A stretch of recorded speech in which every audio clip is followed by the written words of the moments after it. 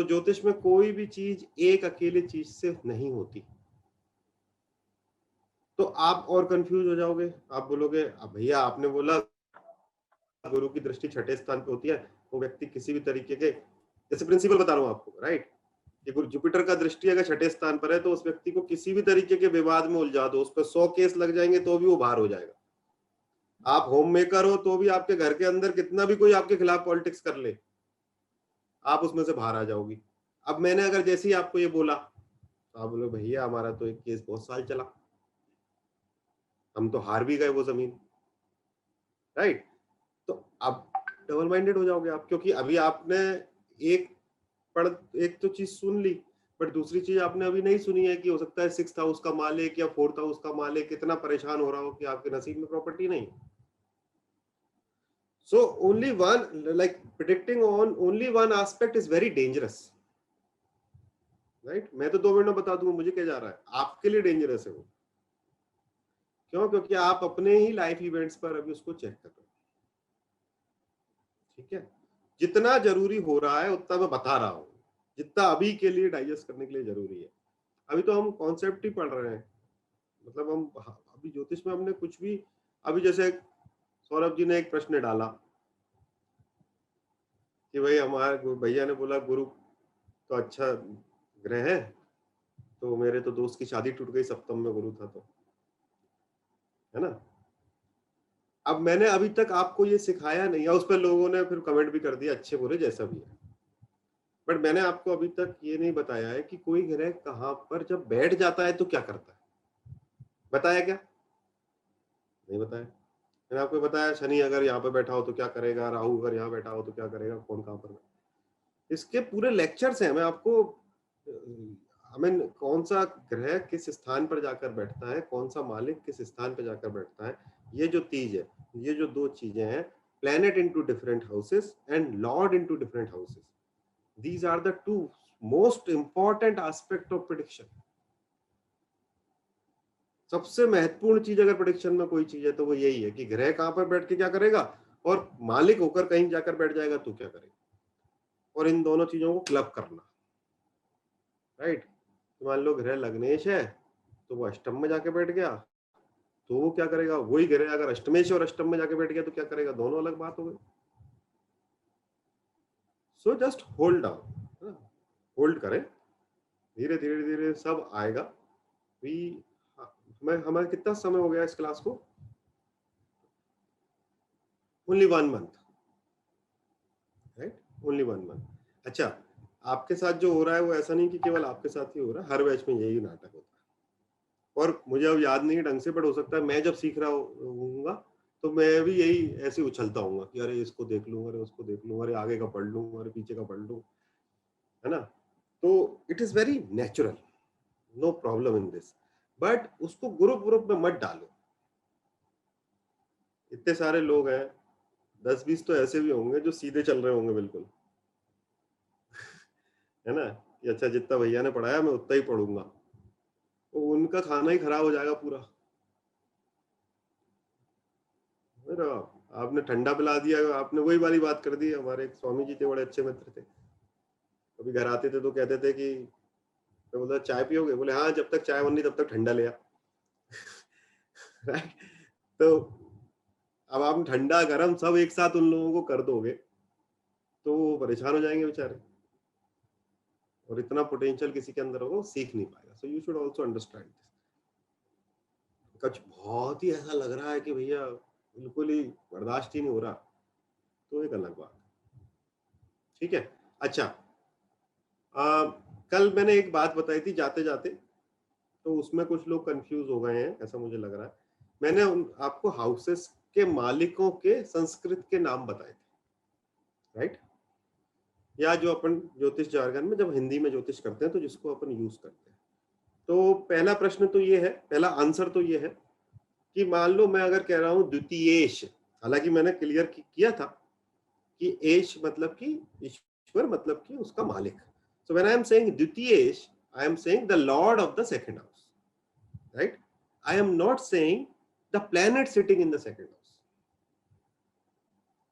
Clear है, right. दूसरा, अगर आपको तकलीफ आ रही है, so there is no need to call these Sanskrit name. Lagnesh, Dvitiyesh, Tritiyesh, Chaturthesh, Panchmesh, Shashtesh, Saptamesh. You can say first Lord, second Lord, third Lord, fourth Lord, fifth Lord. Whatever is easy for you, that you can basically use. उसमें कोई दिक्कत नहीं है. आपको जो भाषा में ठीक लगता है आप वो करो. But it is the Lord, not the planet sitting there, right? अच्छा, जिन लोगों को अभी और इसके भी नीचे जा रहा हूँ, पहली बात तो यह है, खुशी की बात यह है कि कल मैं वो देख रहा था हमारा टीचिंग प्लान, तो मुझे आई वाज सो सरप्राइज्ड कि मैं पहली बार अपने जीवन में बिल्कुल सही गति से चल रहा हूँ, राइट?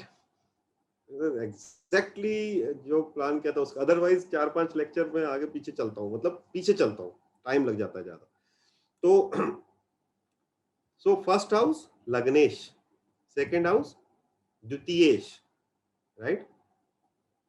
थर्ड हाउस तृतीयेश, राइट? चतुर्थ. अब हमने क्या किया, थोड़ा सा इसको और चेंज कर देते हैं. जैसे हमने लग्न के मालिक को लग्नेश बोल दिया, चतुर्थ स्थान सुख स्थान है, तो इसलिए आपको कहीं कहीं पर ये दिखेगा सुखेश, राइट? पंचम इज पंचमेश, षष्टम इज षष्टेश, षष्ट is sixth, right?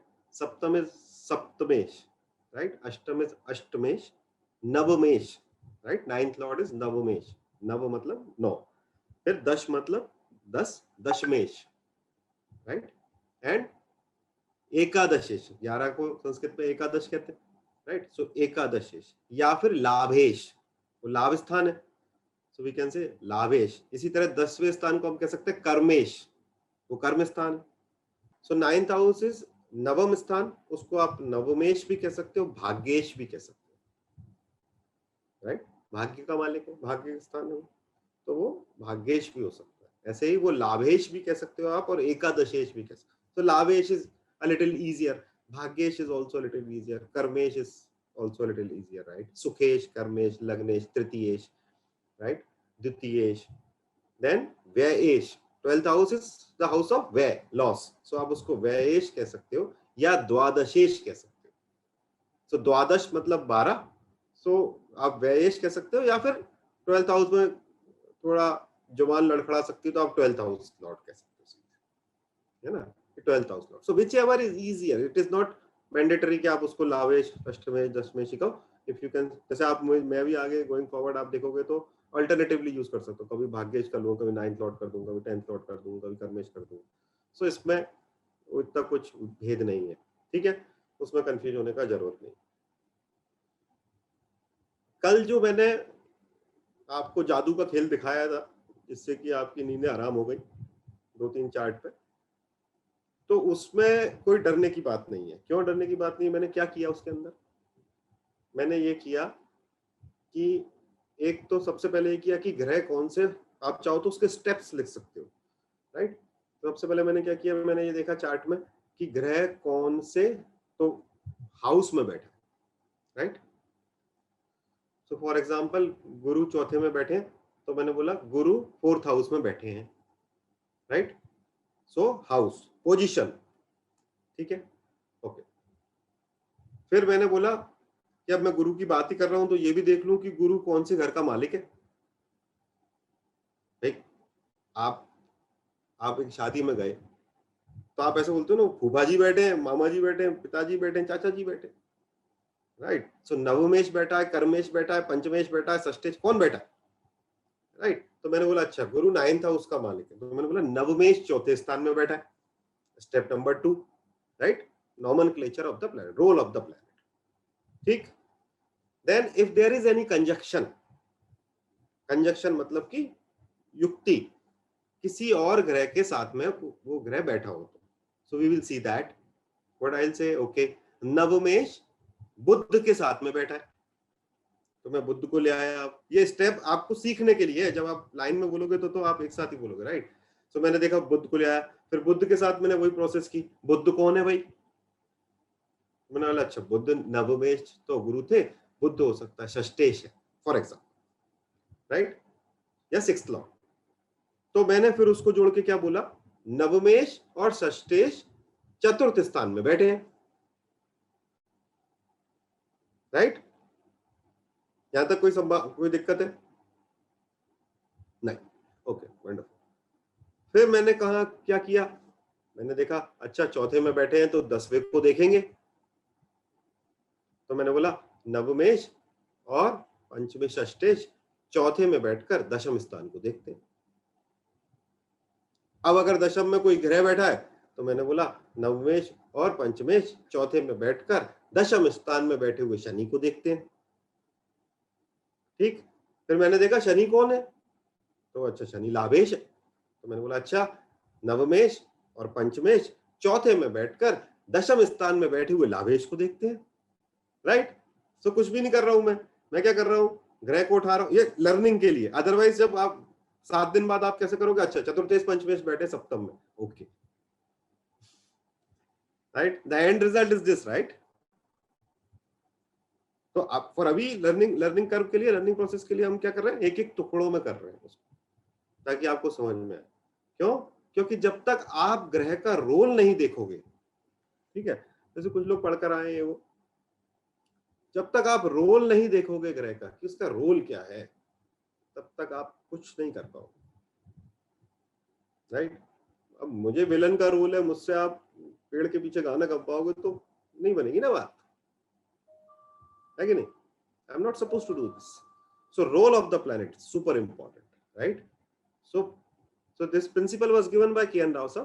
He said position aspect conjunction, PAC method कहते हैं। पोजीशन मतलब the plan where the planet is sitting, aspect is उसको, वो किसको देख रहा है या उसको कौन देख रहा है, कंजक्शन मतलब वो किसके साथ बैठा है, राइट।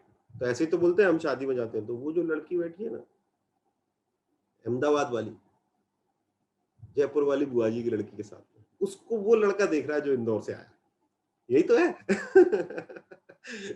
ऐसे करते हैं ना, this is how will do with planets, right.